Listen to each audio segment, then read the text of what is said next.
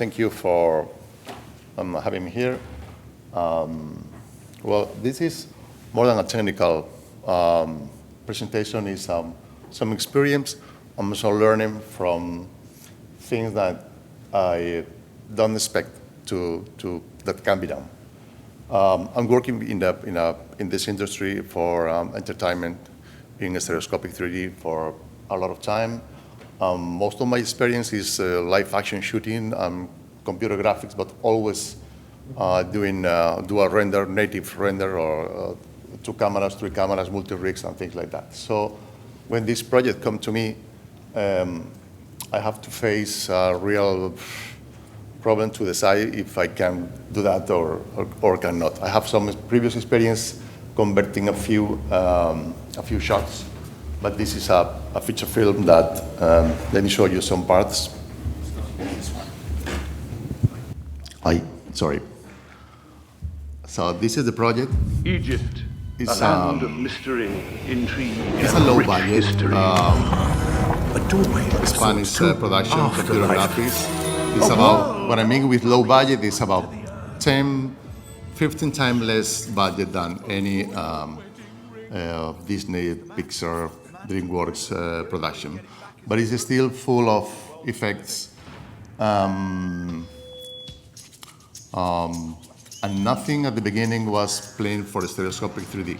So when I came to this project, I found the full layout, full camera set, everything was done. So even people would start doing the animation. But then the production company, in this case was Warner Bros., asked for a stereoscopic version for, not for Spain, but for other countries. And they come to me to ask me, is this possible to this project at this moment to make a stereoscopic version? We do some tests, we send the tests to the production company and laboratory, and they like the results. So,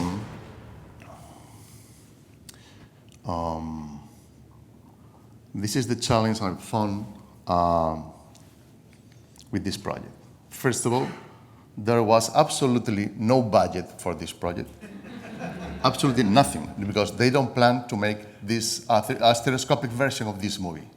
So the production company says, Enrique, can you do this because you love us? No, of course not. I get some money, but not the money I wish, okay? Not even for my first idea was to set up a stereoscopic rig, but the render time, the time to set up the cameras, everything was absolutely crazy, no time for do that. The second thing is I have to decide about, can I do something really, at least not bad? Of course, it's absolutely comfortable because the parallax is really small, but there was something that, I mean, I've been working with 3D, so my eye is quite critical when I see something and I don't like it. I don't want to make the same thing. I want to do a good job, you know? So it was hard to decide what was good and was not good. And personally, as there was no budget for nothing, not for extra people, not for people in the post-production, not for extra guys helping me with the VFX or whatever, only have 7 months to make the job. So I consider losing my family for 7 months, but I don't even need to do that. I did it, okay? But the thing is that the first thing you have to consider when you use this kind of conversion is using depth maps. The only thing I have from the animation studio is when they render the Maya setup. I don't know, I don't remember the render software, but they give me the depth map. So the thing is that if you use the depth map, but you do not reconstruct the hidden areas, the only way to make the other eye is distortion, making some distortion in the left eye to make the right eye. So as more parallax you want, as more distortion you have. So, terrible solution. Of course, if you want to maximize or make this kind of pop-up effects that in this movie is only 2 times, I guess, there could came some artifacts in the distortion of the image. Of course, another thing is that the map does not contain information from objects that are in two places at the same time. For example, a glass and a background in the glass, or across the smoke, or across fog, or whatever. We have the brilliant idea of using AI, but again, we don't have budget for that, not even for only one people studying something to make the reconstruction of the hidden parts. So at this moment, we were really concerned about this conversion. But there was some good parts. The first thing is something that I love is that, you know, that when you shoot something with just one camera, you have one geometry, one interaction, equivalent to interocular distance, okay? So with that interaction, you have amount of depth in different parts of the scene. So the thing is that if you use one camera set, you always have the same depth at different depths, but always the same. And with this solution, using the depth map, I can isolate parts of the image, so I can modify the roundness independently of the distance to the camera of the object. And that was really fantastic, and I will explain this later. The second thing is the render of the other eye, the right eye, in this case, takes about 1 second. So when I talk to the production company and say, for the render farm, we only need a few computers for us for the 3D version. That was really fantastic. Another fantastic thing is that as I'm dealing with live action production, or with DOP and director, dealing with the lens to get, or in order to get the best 3D for me, in this case, I don't have the opportunity to change the lenses because everything was done. But the thing is that as I can sculpt or can modify the perception in post-production with working with the depth map, I don't care about the lenses. I can do anything in the shot. I can bring the roundness necessary in the shot. So that's why I love this kind of conversion in this part, you know. Other thing that we did is that as the render time was only 1 second per frame, instead of having the original left and create a new right with the distortion, what we did is we keep the original left or 2D, and we make a new left, a new right. So we compensate giving a small distortion in the new left and a small distortion in the new right in order to reduce the amount of total distortion. What I can show you, if later we have time, or if you want, I will be around here. I have my table, my glasses-free table, so you can see it's really, really hard to find distortion in the lens, in the image. But if I steal one image, you will see, you can see something. But playing back the movie is almost imperceptible. You cannot see that, okay? Another thing is that, you know, with the new auto stereo monitors, it's really easy and quick and fast to make multiple layers to make these hologram displays, or using 8 view, or 9 view, 15 views, whatever. So how can I do this? At this time, they came to me in 2020. I started working 2021 in the pandemic. So most of the 95% of the people in the studio were out working from home. And, but the thing is that I told him, well, I need to work with my computer that is located in the animation studio, but I need a couple of screens plus a 3D screen in real time. But also the director that sometimes came to the studio, producer that came to the studio, want to see how it was going. So we need to find a solution to make a workstation that I can send to my house or to my office all the information, and then, but also having the 3D to the 3D screen of the studios. But also we also have a large television. Okay, so having 3D in my home and in the studio was a must. Another thing is that there was no budget to work in the editing part. So the floating windows have to be done in the nuke composition. I'm going to explain this right now. So everything was done with nuke. We don't use any extra plugin. We don't use Ocula, especially because Ocula is really slow. So we don't have time for rendering Ocula in order to increase the parallax or whatever. In that case, we don't need that because we can modify the depth map and make it better. As I told you, we use an Asia video board connected to to my workstation in the studio. So the nuke give a stereo output, and then we take this stereo output, put it back again inside the computer, and send them three left, first monitor, second monitor, and the output from the Asia board. So we have the three outputs, and we use this software to zoom or whatever with sending three screens. So in my house, I have the three screens. We also, as in 7 months, I don't know where I'm sometimes I'm moving from different cities, working in different projects. I want to have all possible 3D outputs. So we develop some technique to make the render of the publish of the movie, proxies, side by side, over under, interlace, everything. And I have one guy helping me with when they have problems with the effects like fire or whatever, they modify the depth map in order to include some parts that were not taken in the render. So this is the setup of my computer.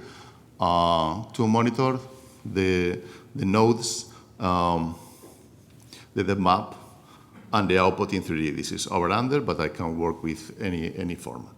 The thing is that this is really fantastic to work. We have in both sides all the information that we need.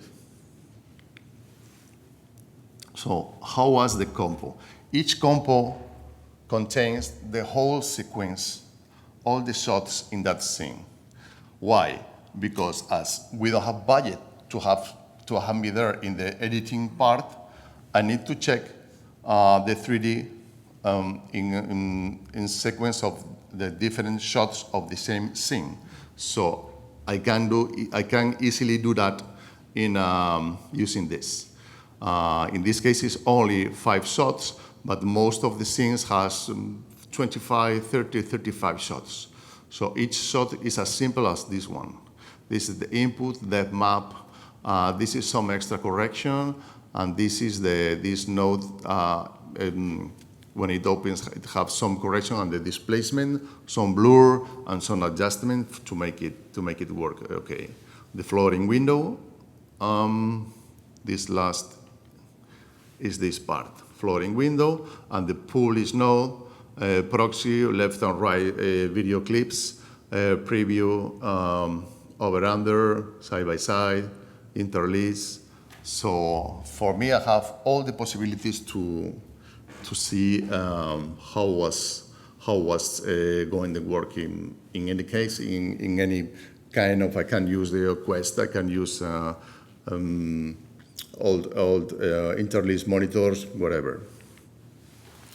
So, but the good thing is that I told you, for me, was the refinement of the 3D, something that, in order to make this in a real native production, you will need multi-camera rigs, and this is really expensive. This is something that needs extra people working in post-production and makes the production really much more expensive. Okay, so the thing is that using this, isolating the character at the depth map, I can modify the perception of the character. Of course, I can't do that in all the shots because I have to do around 20 to 30 shots per day. So I only do that in a few cases, let's say 1% of the shots. A lot of shots, but I would like to to make it in more shots, but I have no time for that too. So let me show you how. You see, in most cases, if you have a real shot like this shoulder, this guy that is right here, that will make, using 24 millimeter lenses in a 35 millimeters sensor, will probably force you to reduce the interaction about 1-2 centimeter distance. So at that distance, probably not, for sure, all this information in the background is not present. It's not, absolutely not present, not even the princess. Probably you will be like only cardboard effects. And this is something I can do. The same here in this case. She is really close to the lenses, so I have to reduce the interaction in a real situation. So the father won't came. And in this case, I can put the father, I can even give some extra roundness to the father.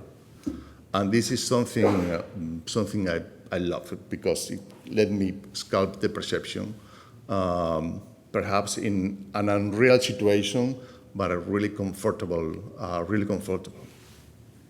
And again, the problem with the cardboard effects can be reduced, because each layer you can sculpt the perception of each layer. So the thing is that if this was the original shot, the depth map, now I can separate this. This is Tooth, and this is the princess, and I can set Tooth, and some distance apart, I can set the princess, and I can keep exactly the background perfectly. So this is really interesting, and this is really something that is much better in, let's say, conversion than in real native production, because it's absolutely freedom to create, absolutely freedom to make, to sculpt the perception. So if you see this stereo pair, this is the real generated left and right. And this way is really hard to see the aberration, but in the next one, you can see. You can see, for example, here, there is some distortion here, one to the other. There is, look at the flower, some distortion. Everything is distortion here. But if you want to see my glasses free or whatever, or head-mounted display, and I play back this, I guarantee that you are not able to see any distortion in the image. Only if you press stop. The thing is that, is the distortion there? Yes, it is. But you know what? For the budget they offer me, this is really good. The people that saw that, they say, "What? This is very nice 3D." Even things come out from the screen.